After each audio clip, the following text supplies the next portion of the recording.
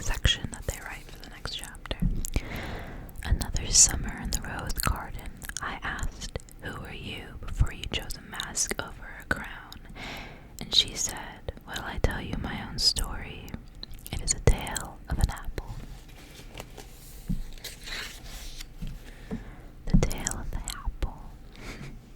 The maid who brought me up told me that my mother was restless. She said I had my mother's eyes always edging toward the steep horizon, and my mother's long hands never still. As the story went, my mother sat one day beside an open window, looking out over the snow, embroidering coronets on a dress for the christening of the child she carried. The maid warned her that she'd catch her death if she sat in the cold, letting snow drift in and sprinkle her work. My mother didn't seem to hear. Just then the needle drove itself into her finger, and 3 drops of blood stained the snow on the ebony window frame.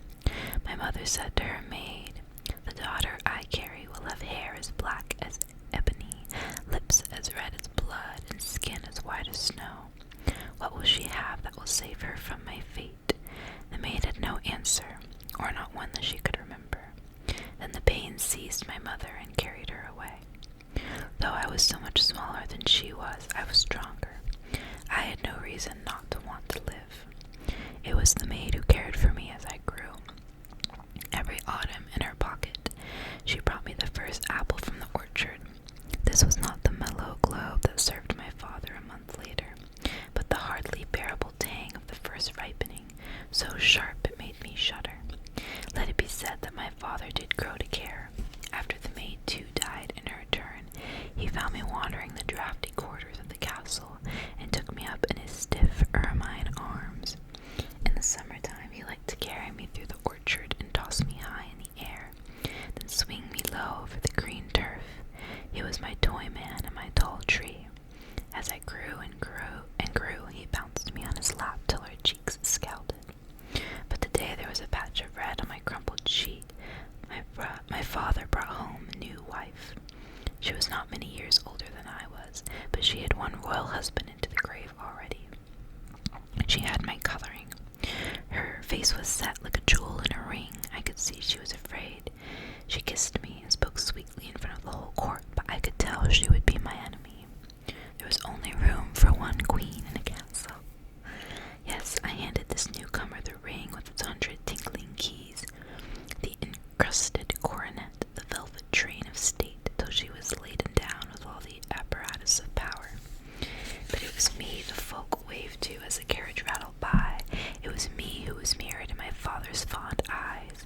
Mine was the first apple from the orchard. I know not that I would have liked her if we could have met as girls. I know now that I would have liked her. Ankle deep in a river, I would have taken her hand in mine if I had not found it weighted down by the ruby stolen from my mother's cooling finger. I could have loved her if. Her lips were soft against my forehead when she kissed me in front of the whole court, but I knew from the songs that a stepmother's smile is like a snake's, so I shut my mind to her from the very first day when I was rigid with the letting of first blood. And in the following months she did all she could to woo my friendship, and I began to soften. I thought perhaps I had misread the tight look in her eyes. Eventually I let her dress me up in the silk and brocades she had brought over the mountains. It was she who laced up my stays every morning till I was pink with mirth. Last thing at night, it was she who undid the searing laces one by one and loosed my flesh into sleep. With her own hands she used to work the jeweled comb through my hair, teasing out the knots. Not content with all this, she used to feed me fruit from her own bowl, each slice poised between finger and thumb till I was ready to take it. Though I never trusted her, I took delight in what she gave me. My father was cheered to see us so close.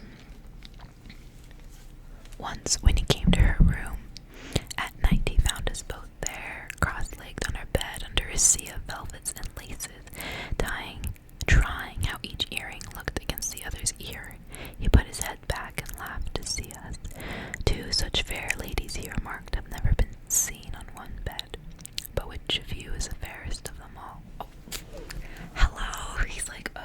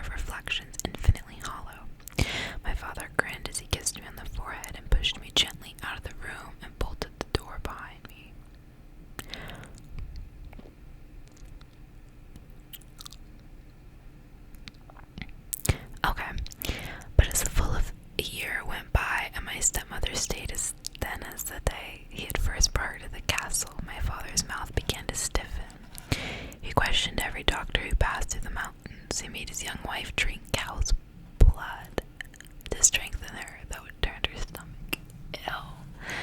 Finally, he forbade her to go walking in the orchard with me, or lift a hand, or do anything except lie on her back and wait to find herself a child, the child who would be his longed-for son. Oh. This is bugged. I don't like that. Oh. So I was a daughter of this step-mother gonna like team up to kill this father because he's like a pain in the ass and he's ruining the fun. Wait a minute, they're ruining everything. I'm just kidding, but in this story. Enough. My stepmother lay on her back and grew so limp I could see the bones below her eyes. When I brought her red-bound books and jeweled earrings, she turned her face away. I took to walking in the orchard on my own again, and once or twice boredom drove me a little way into the forest that lay beyond the castle walls. Fear enlivened those afternoons. I kept my back to the light and turned my head at every creak of wind. The forest was like a foreign court with its own unspoken rules. The birches moved to a music only they could hear. The oaks wanted for nothing, needed no touch. As another year stretched into spring, it was not my stepmother who lay swollen and sick, but my father. Yes. He curled up on his side like a bear troubled by flies. I stood by his bed on and off, but he was past caring. He cursed the doctor, he cursed his enemies, he cursed the 2 wives who had failed him, and finally with a wet mouth he cursed the son who would never come.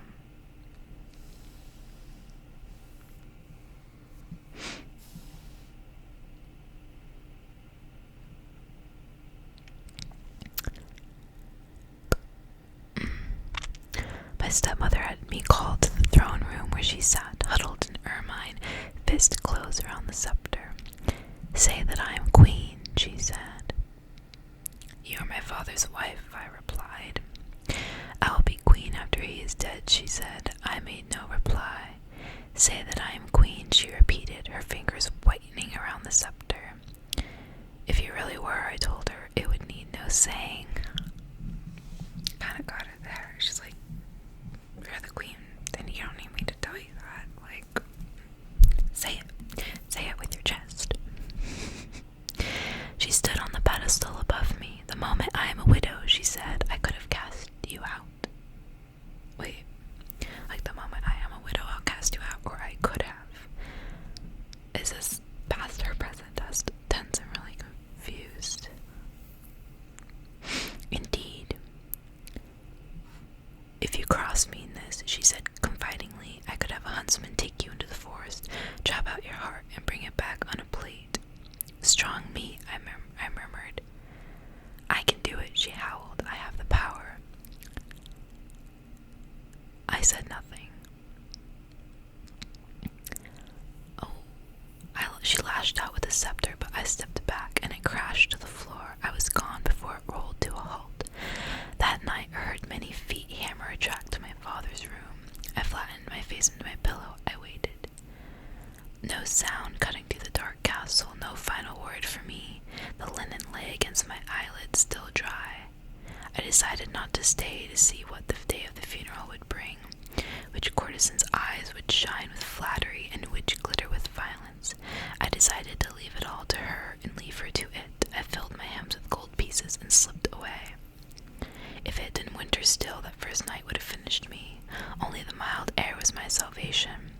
Wider than I ever imagined, the forest was home to creatures I couldn't put names to, things with silver eyes and audible teeth. For all my furs, I didn't sleep a wink that night.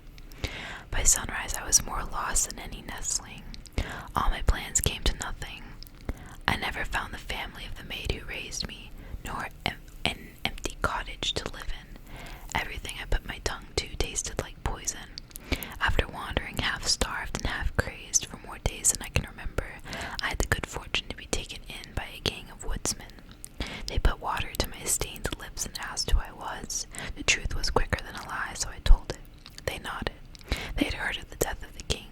One of them asked asked what was in my skirts to make them so heavy, and I said knives, and he took his hand off my thigh and never touched me again. Per queen. That first night they fed me, and every other night I fed them. Though squat and surly with earth in every line of their face, these were not bad men, and considering how little my condition entitled me to, they treated me royally. I guessed how to cook the food they threw on the table, gathering together from the shattered jigsaw of memory everything I must have seen the castle servants do 10,000 times. Gradually I learned how to keep hunger at bay and disease from the door, all the sorcery of fire and iron and water. Hard work was no hardship to me, it kept the pictures at bay. Whenever I slackened or stopped to rest by the fire, I was haunted by the image of my stepmother. My father was only a tiny picture in my mind, shut away like a miniature in a locket. But his young widow stalked behind my eyes, growing taller wide as I let my mind dwell on her. Now smiling, now spitting, ever stretching like a shadow against a wall. I pictured her life as the queen of the castle, and it was strangely familiar. Long days in charge of fire and iron and water. Her hands would stay smooth as lilies while mine were scrubbed raw day by day, but we were living much the same kind of life. The men never asked what I was in my mind, not even when I got lost in a daze and let the broth burn. They let me dream by the fire like a cat. This was only a lull, a time out of time. You see, I knew my stepmother would find me. The thread between us was stretched thin, wound round trees and snagged in thickets, but never broken. Somehow I trusted she would track me down and kill me. Not my phone beeping at me. I'm busy. But when she came at last, she seemed to have changed. I looked out over the half door one summer day, and there she stood in the clearing, hitching her horse to a tree. There was nothing of the wife about her when she smiled. "May I come into your house?" she asked.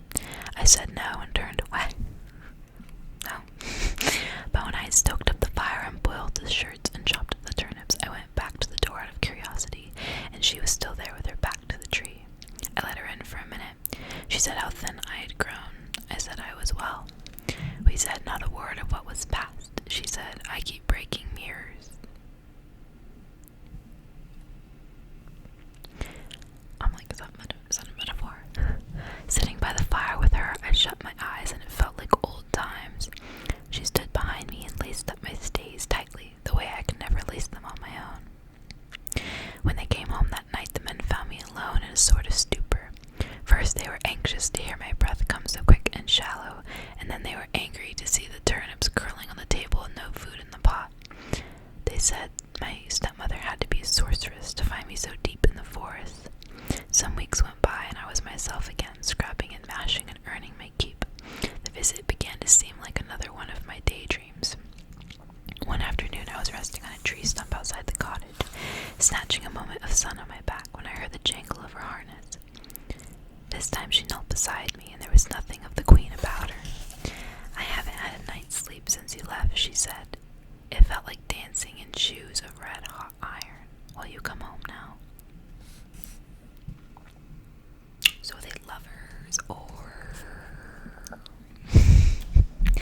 I said no, and turned my head away. She took out her jeweled comb and began to draw it through my hair, patient with all the burrs and knots my new life had put in it. I shut my eyes and let the points of the comb dig into my scalp, scraping down to the kernel of memory. When they came home that night, the men found me curled around the tree stump on the damp grass. They lifted me up and told me that my stepmother must be a witch to put such poison of idleness in my head. They warned me to stay inside and shut the door to all comers. For some weeks I did what I was told, kept quiet, and house. Kept house and kept quiet. Oh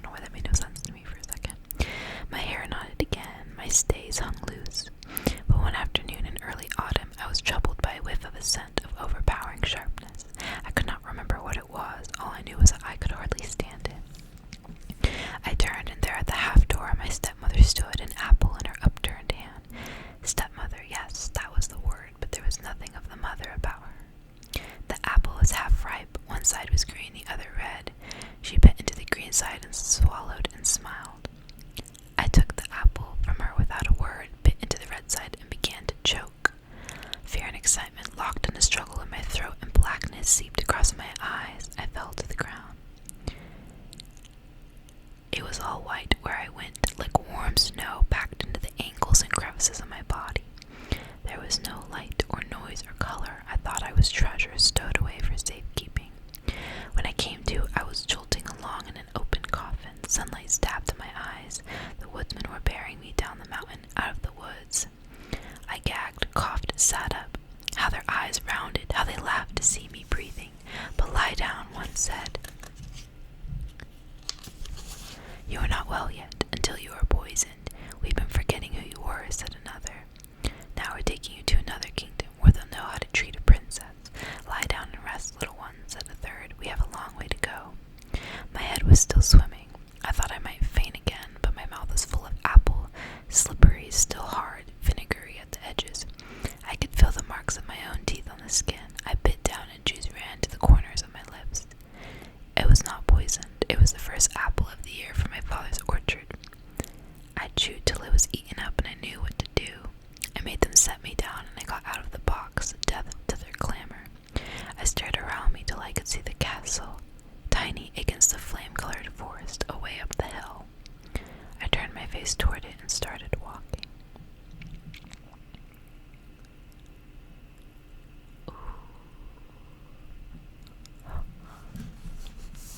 I really liked that one. It was really good. In the orchard, I asked, "Who were you before you married my father?" And she said, "While I tell you my own story, it is a tale of a handkerchief."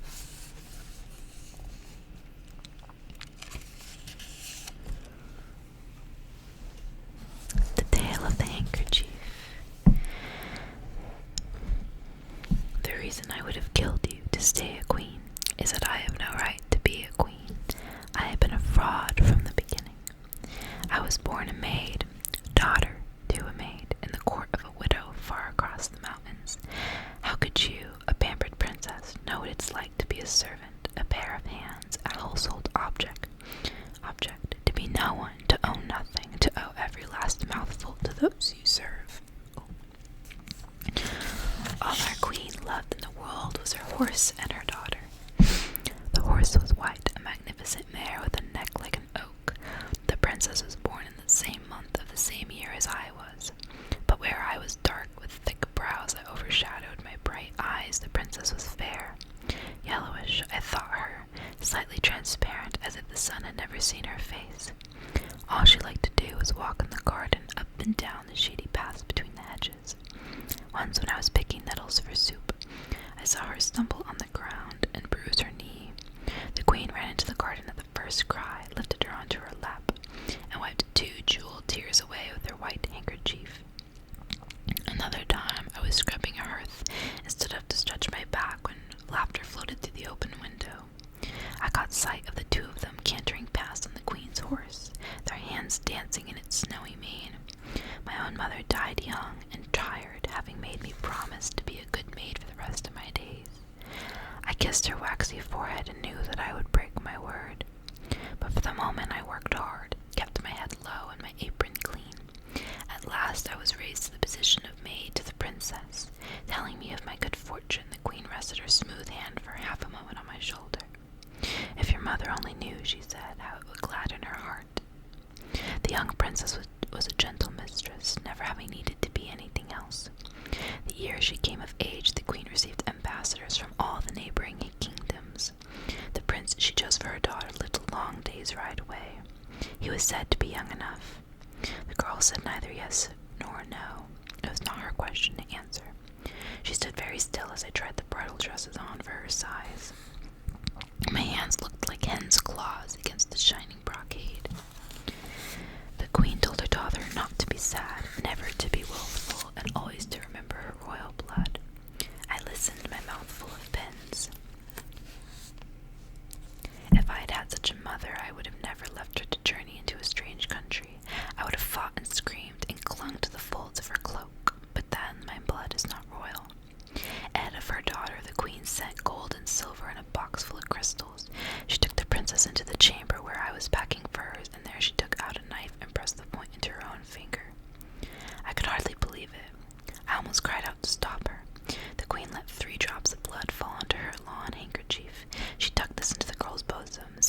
as long as she kept the handkerchief, she could come to no great harm. And then the queen led her daughter out into the courtyard and swung her up onto her own great horse. "I would come with you myself," she said, "if only my kingdom were secure. In these troubled times you'll be safer where you're going. In my place you'll have my own horse to carry you and your own maid to ride behind you." This was the first I had heard of it. I went to pack my clean linen. The rest of my bits and pieces I left under the mattress for the next maid. I had nothing worth taking into a far country. In the courtyard, a stableman hoisted me onto a nag weighed down with all the princess's paraphernalia. I watched the queen and the princess kiss goodbye in the early morning sunlight. The horse's mane shone like a torch, but where the mother's forehead rested against the daughter's, the sod behind them was blotted out. We trotted along for some hours without speaking. The princess seemed lost in daydreams, and my mother had taught me never to be the first to break a silence. The day grew hotter as the sun crawled up the sky. Sweat began to break down the princess's white throat, trickling down the neck of her heavy gold dress. My thin smock was scorching through. Suddenly there was a glint in the trees. The princess brought her great white horse to a halt and said without looking at me, "Please fill my golden cup with some cool water from that stream." Would it be like, why am I like kind of making a prediction that the princess is gonna like run off?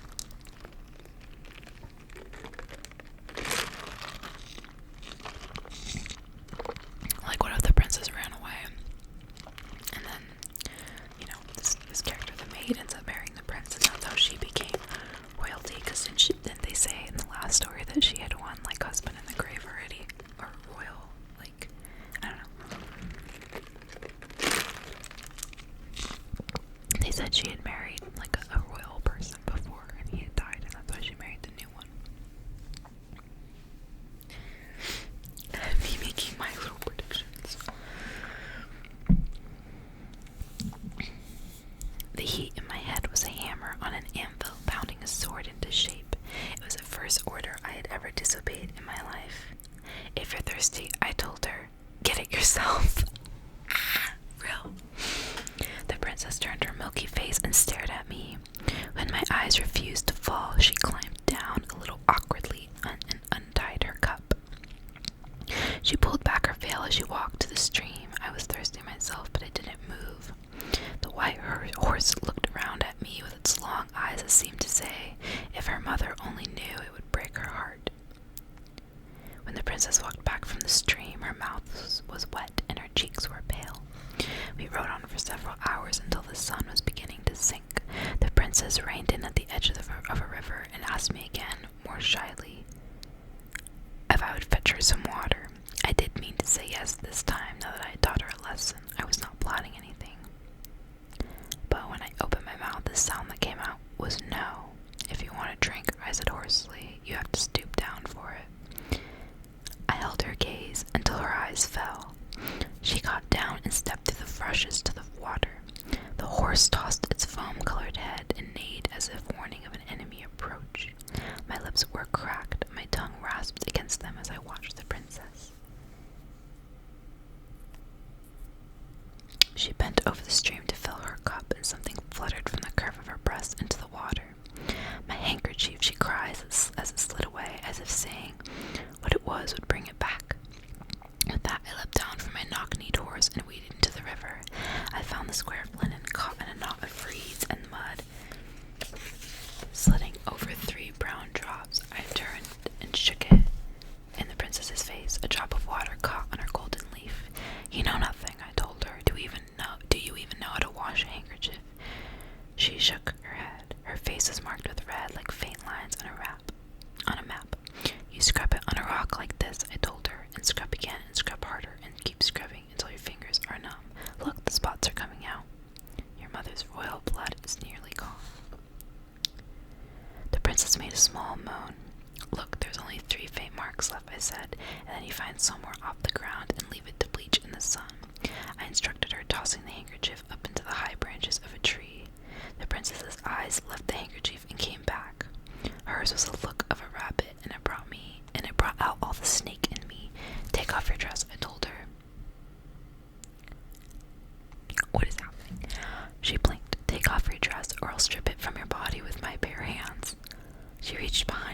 dress and the hooks. I didn't help. I watched. Then I slid my own plain dress over my head.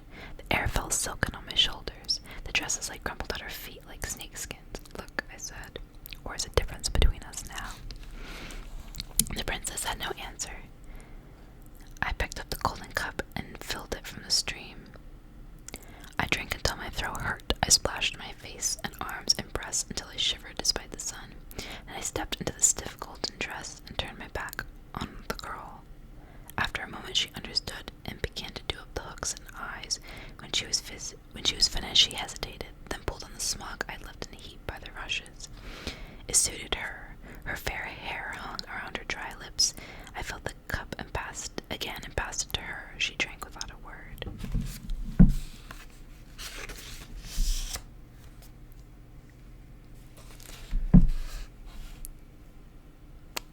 This is so interesting, actually.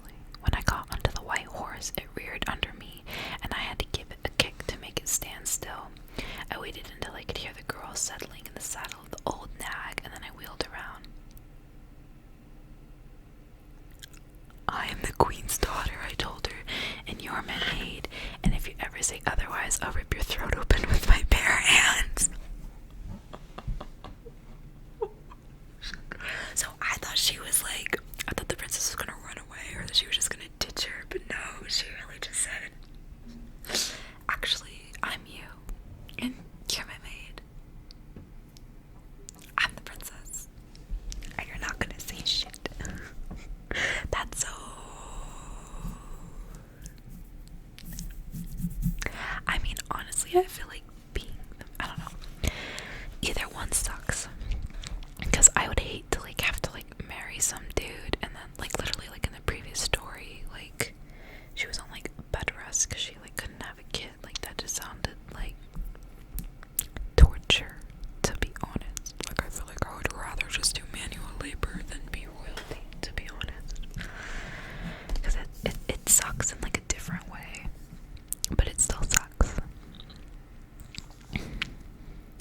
Her eyes slid down to my fingers. The skin was angry with calluses on the thumbs. Anyone who saw it would know. I rummaged around in the saddlebag until I found a pair of white gloves and pulled them on. The girl was looking away. I moved my gray horse alongside hers until I was so close I could have struck her. Swear by the open sky, I whispered, that you will never tell anyone what has happened by this river. I swear by the open sky, she repeated doubtfully, raising her eyes to it. We rode on. The cold dress was heavier than I could have imagined. My bones felt as if they had been made to bear this burden, and as if they had found their one true dress at last. It was dark by the time we reached the palace. They had lit a double row of torches for us to follow. The prince came to the foot of the steps and lifted me down from my horse. Through the hard brocade, I couldn't feel whether he was warm or cold. He was pale with nerves, but he had a kind face. At the top of the steps, I made him put me down. I said, the maid I brought with me. Yes. His voice was thin, but not unpleasant. She does not know anything about waiting on ladies. Could you set her to some simpler task? Perhaps she could mind the geese, suggested the prince. I gave a single nod and walked beside him toward the great doors. My back prickled. If the girl was going to denounce me, this would be the moment for it, but I heard nothing except the clinking harnesses as they led the horses away.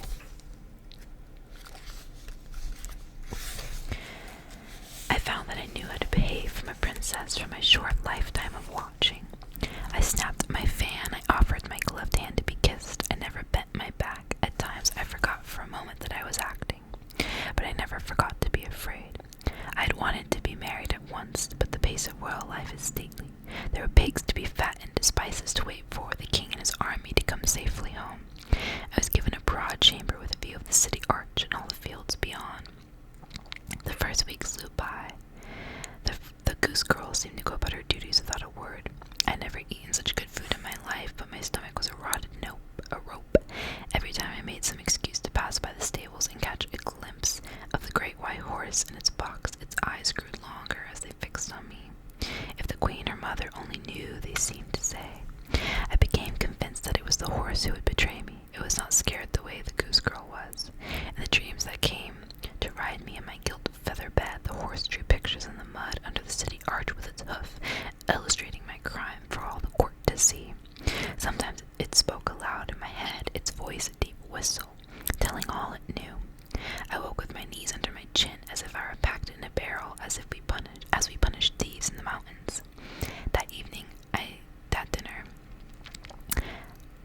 I said to my pale fiancé. That brute of a horse I rode here tried to throw me on the journey. Then we will have it destroyed, he assured me. His eyes are devout at the shape of almonds. He looked as if he would believe every word that slipped from my mouth. The next day I passed by the stable yard and the box was empty. Back in my chamber, I threw the window open to the delicate air. My eye caught sight of something bright nailed to the oh my god! Nailed to the city arch.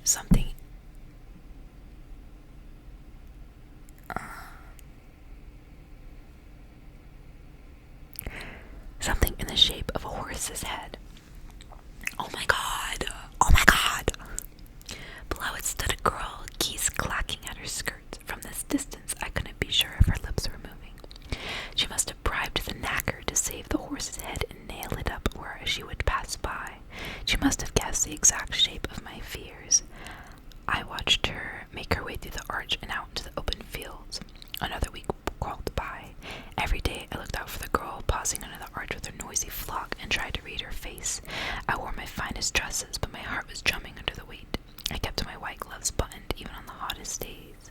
I began to worry that the queen might come to the wedding after all, as a surprise for her daughter, despite the danger of leaving her kingdom unguarded. In the dreams that lined up along my bed, the queen pointed at me across the royal dining table and slapped the crown from my head. She ripped the glove from my hand and held up my finger, pressing it to the point of her knife, till dark drops stained the tablecloth. See, she cried, there is nothing royal about this blood, common as dirt. When I woke up, doubled up, I felt as if they were driving long spikes through the side of the barrel into my skin.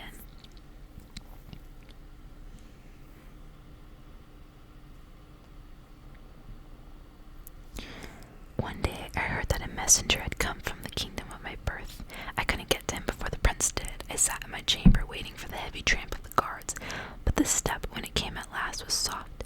The prince said, "The queen, your mother, has fallen in battle." Oh. So she will not be coming to the wedding, I asked, and only then understood his words. I bent over to hide my face from him. His gentle eyes shamed me. I hoped my laughter would sound like tears, and then the tears did come, and I hoped they were for her, a queen dead in her prime, and not just for my own treacherous self. Literally said, I got away with it. That's fucked. I don't know who told the goose girl I hadn't the courage. You mean our daughter? I suppose she heard it in the kitchen, or from a goose boy. I thought that the moment of hearing might be the moment she would run through the court to denounce me. But the next morning she was standing under the arch in the usual way, her face turned up as if in conversation with the rotting head above her. She paused no longer than usual before walking her flock into the fields. The day before the wedding, I rode out into the country. I found myself near the river where it all began, this fantastical charade. I stopped beside the bank, and there in the tree above my head was the flash of white. I had to take off my dress to climb, or I would have got stuck in the branches. The tree left red lashes on my arm and thighs. At last my hand reached the handkerchief. It was washed through by the dew and bleached stiff by the sun, but there were still 3 faint brown marks. I saw then that the end was coming. When I had dressed myself, I rode straight for the fields around the castle to find the goose girl. All at once I knew it would be tonight she would tell them. She was waiting till the last minute, so my hopes would be at their highest just before the guards came to take me away to a walled-up, windowless room. There she was with the breeze blowing her yellow hair out of its bonds and across her sunburnt face. I rode up to her, then jumped down. I held out the handkerchief. My hand was shaking. It still bears the marks of your mother's royal blood, I told her. If I give it to you now, will you let me run away before you tell them? She tucked the handkerchief in her rough dress and said, "Tell what?" I stared at her. Your fear of me will die away, I said. You need to speak. The truth will swell within you. You will be overheard lamenting as you sleep beside the stove. You will confide in the deeds, and they will sing it back. Her eyes flicked upward. She said, "By the open sky, I swear I will never tell what is not true." But you are the royal princess, I reminded her. A little time passed before she spoke. No, she said. I don't think so. Not anymore. The horse helped me to understand. What? When it was alive, it seemed to be a proud and stern horse, she said. After you had it killed,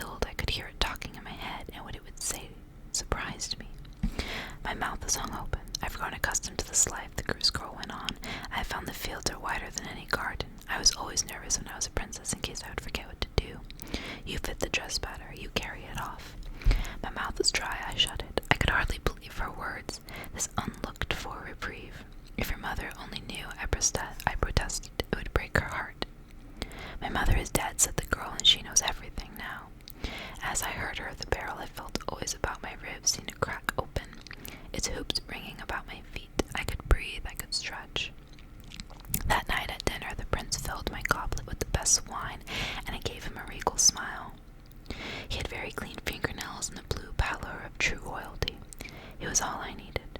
Perhaps I would even grow to love him. In the end, once I was truly safe, stranger things had happened. Once I had the crown settled on my head and a baby or two in my lap, who knew what kind of woman I might turn out to be. That night, I slept deep and dreamless. During the wedding, my mind wandered. I looked out the chapel window onto the rooftops. From here, I couldn't see the city arch or the wide yellow fields. I wondered how the goose girl had felt when she heard the wedding bells. I thought of how both of us had refused to follow the paths mapped out for us by our mothers and their mothers before them, but had perversely gone our own ways instead. I wondered whether this would bring us more or less happiness in the end. Then I heard a tiny cough. When the prince took his lace handkerchief away from his mouth, there was a splatter of blood on it. I gave my husband a proper searching look for the first time. I saw the red rims of his eyes, the hollows of his cheeks. Once more I seemed to feel the barrel locked around me, the spikes hammering through. I knew if I was not with a child in a month or two, I would have nothing to hold on to. The day after my husband's funeral, I would be wandering the world again in search of a crown I could call my own. She's like, this man does not have that much time left. I gotta get on that.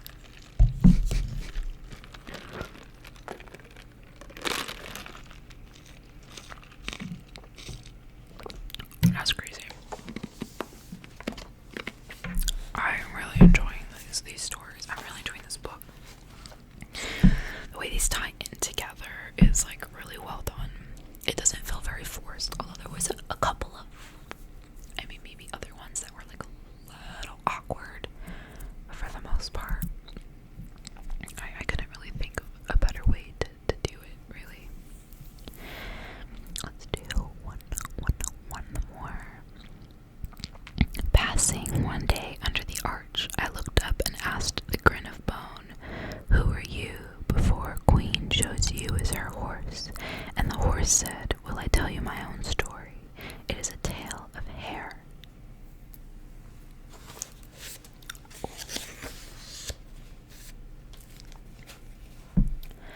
The tale of the hair.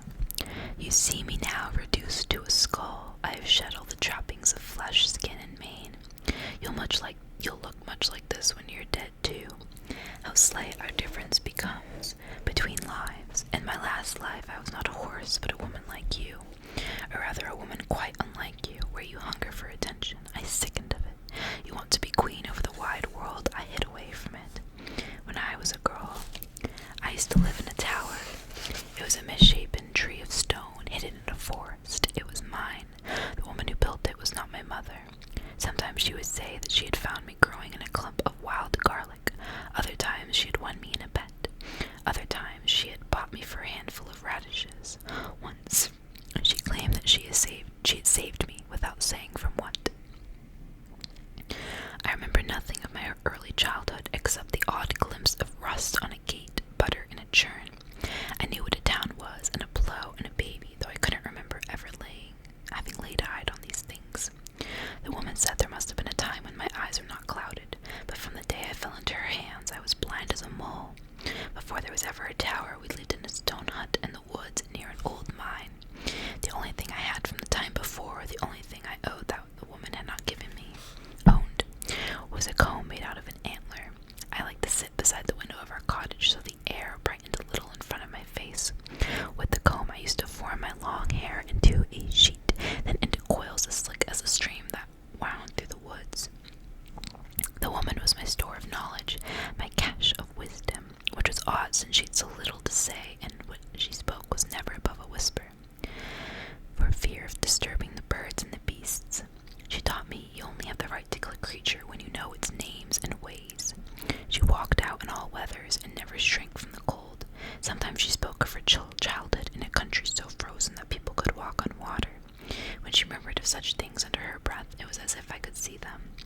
As the years pulled me toward womanhood, my body swelled, my spirits whirled, my hair began to grow faster. One day I could sit on its sharp ends, and then another day again I could cover my knees with it. I felt its weight pulling at the back of my head. It lulled like curtains over my cheeks. I was never warm enough. Too little of the day never reached down through the trees to our cottage. Once when the woman came back with a bowl of milk from a sheep that had strayed into the woods, I said I wish I could live up there in the light in a high tower. What do you want light for if not to see by? She asked. All I could answer was, I like the feel of it on my face. As ever, the woman did what I asked, without asking anything in return, but it was the first time she had not understood me. With her weathered hands, she brought stones from the old mine and took mud and leaves and built a little tower behind her hut where the thorn bushes grew. When I shook my head out the first window she had made, my hair spilled down. The woman laughed as she walked by. I felt the pull of her hand like a fish through the rapids of my hair. Higher, I crowed. So she fetched more stones from the old mine and built another room on top of that, and then another, till a round wall hoisted itself up almost as high as the trees. At last the woman climbed down the steps. I heard her wipe the crust of mud from her hands on a tree. She complained that the tower was all askew, but when I stood at the base and stretched my arms around its jagged girth, I knew it was just what I needed. We went back to our old life, except that I shelled nuts and chopped roots in the highest room of the tower. The light was white against my face. The woman came and went, bringing limp rabbits from her traps and the odd handful of berries. We didn't talk much, she and I. Often a whole day would go by with no need for naming things. But the time I first bled, I had a nightmare of the hunt. The wood was full of men who were also stags and also the dogs that chased them. My hair was caught in a tangle of hedge, my clothes shredded by the thorns. There was no safety, there was no cover. There was no door to the tower when in my dreams I stumbled through the thorn bushes and found it at last, clubbing my fists on the stone walls to be let in. I woke only when the woman came upstairs, pulled my hands from the stones and took me in her arms as she had never done before. She held me till I slept, whispering in my ear all the names of the herbs. The next day the trees were no friends of mine. They slouched on the edge of our clearing, wrapping their arms around themselves and hissing in the wind. I stood in the door of the hut and shook in spite of my coat of rabbit skins. Even my hair, wound round and round my shoulders, couldn't keep me warm. By the time the woman came back from a plot of beans and potatoes, I had climbed up the narrow stone steps and sat by the window. Even if I'd had my sight, the woman always said there was nothing but treetops to see. I shook my hair off my shoulders now. It slid over the dusty sill. The woman climbed up and stood behind me. I could tell her heavy step on the stone, the smell of sheep's wool on her back, wild garlic on her fingertips.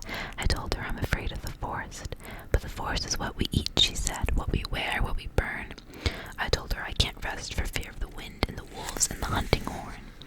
Do you think I'd let you be hurt? She asked. Trust my ears to hear the horn, and my fire to scare the wolves, and my arms to keep out the wind. But I trusted nothing but stone. Block up the window below me, I begged her, and the window below that, and all the windows there was except this one. Though she must have thought me mad, she did it. Every night I slept safe by the highest window among the tossing leaves. The woman preferred her heaps of furs at the bottom of the tower. She had no taste for heights. The door at the foot of the tower could still open, but why would I climb down when the woman brought me anything I needed? Sometimes to save her legs, I leaned out the window and let down a basket on a rope I'd woven of old rags. She said my stray hairs knotted into it glinted like gold thread. I sat in the high room and chopped radishes, singing to amuse myself. I sang of the moon and a prince and a ring. The woman called up from where she was skinning a fox. Where did you hear of such things? In the stories. What stories? She said. I never told you such stories. Who's been telling you stories? I must have heard them in the time before. She said, you've never even seen a man. No, I whispered, but I can imagine. I could hear the weight of her feet stomping into the woods, and I sang on. Sprinkle him with lavender, gird his throat with gold, for her royal lover rides to see her on his charger so bold. Crude rhymes, but they pleased me, as I let the chopping knife drop and set to loosening and combing and replaiting my hair. And then, like an answer to my songs, he came.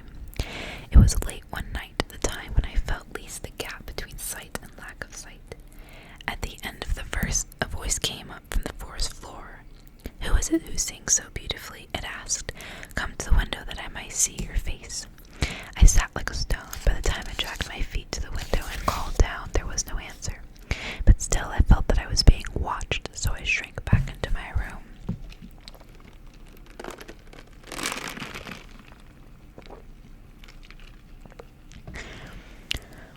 first light, the woman climbed up with berries for my breakfast. I asked had she slept sound through all the noise of the wolves. She hadn't heard a thing. The next night I was ready for him. Weave his shirt in one piece, polish his silver horn, for he comes to bring ease to his lady all forlorn. I had only just finished when his voice rose from the darkness. Will you come down to me? He asked. I cannot. I'm afraid of waking the woman. Is she your mother that you fear to wake her? No mother nor nothing to me, I said. There was a long silence, though I thought he had gone. I was about to call out after him when he asked more hoarsely, may I come up to you? For a minute it seemed impossible, and then I remembered the rope. I knotted it round a sharp stone in the wall and threw it down, bracing myself for his weight. The prince was all I had imagined. His hand grasping mine at the window was strong as a willow. His neck smelt of lavender, and the shirt on his back was clean as water. His voice was rough but musical, and his lips against my cheek were soft as rabbit's whiskers. I laughed to try to pull off his hunting gloves, but he held my hand still, and I asked him, what do I sound like? He said I was so stirred by your song, I knew I would have no peace till I saw you. I asked him, what do I look like? He said I was so moved by the sight of you at the window, I knew I would have no peace till I touched your face. I tried to ask him, what do I feel like? But his mouth was stopping my mouth. We were in accord by sunrise. If he heard me sing, it was safe to call up to me. If he sounded the horn he wore in his belt, I could climb down to him. If he brought me a gold ring, I would give him my hand. The next day the woman brought me a basket of peas from her plot, and we shelled them together. She was snappish. She hadn't slept for the howling of the wolves. I nodded and shut my eyes to make a deeper darkness. I couldn't stop smiling. What ails you today? She asked in her habitual whisper. Nothing, I sang out. Nothing you need know, or maybe something you never will. The ball crashed against the wall. I could hear peas race across the stone. There is nothing I do not know, the woman bawled. Everything you think you know, you've learned from me. I tried to answer, but she put her cold, leathery hands over my eyes. You see nothing, she said. You're helpless as a lamb still wet from the ewe, yet you have deceived me. I bowed my head under the weight of her palms. I've used up my years to keep you warm and fed, she said in my ear. I answered, the fruits of the forest are free for all. I have given my days to keep you from loneliness. The birds and the beasts are more faithful, she shouted. I have worn out my arms piling stone on stone because you begged me to keep you safe from the wind and the wolves and the hunting horn. You should have known better than I to give me what I asked for, I whispered, tears creeping down my face. Now the wind is scented with lavender and the wolves howl because I cannot have him, and when he blows his royal horn, I will go to him. There was a long silence. Nothing less royal, she said at last, smashing down on the slab between us. She guided my hand over the pieces of horn, common horn. The horn was mine, she said. I knew you would have no peace till I found you a prince. As she spoke, her whisper deepened into a hoarse, musical voice, a voice I knew.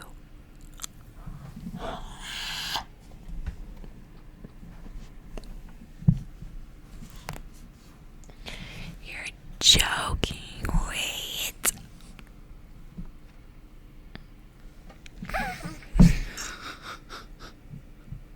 She's like, I am a prince.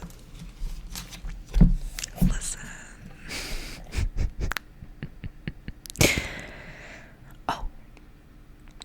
I pulled back and threw the sharp fragments in her face. Calling her a witch, a monster, carry on all the words she ever taught me.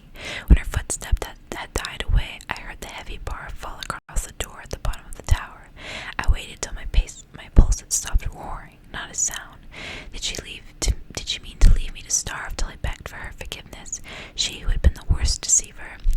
I scrabbled in every corner of the room for my coil of rope. She must have carried it away with her. I wept into my hair. I wept enough to fill up another body until the plaits grew heavy and matted. Weighing them between my hands, I realized that my own hair was my own to do what I would with. The small paring knife was slow in my hand, but it sawed through the plaits one by one. I had never cut my hair before. I expected something like pain or blood, but all I felt was lightness, like a deer must feel at the shedding of antlers. Knotted together end by end, the plaits made the strongest rope. It flowed over my hands like a giant snake. I speared it on a jagged stone and let myself out the window. I was light-hearted, shivering with nothing between me and the wolves but the paring knife in my belt. I walked to the edge of the clearing, hands out before me till I met the first tree. A little way into the woods, I caught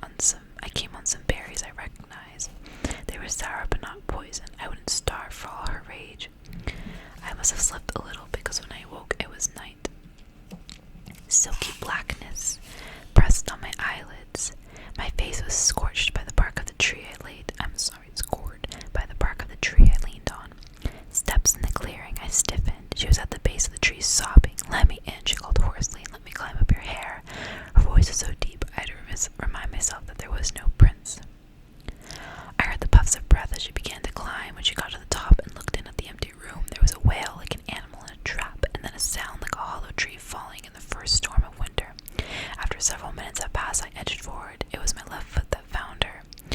I felt my way along her body to her face. Her eyes were shut, wet with what I thought was tears until I tasted it.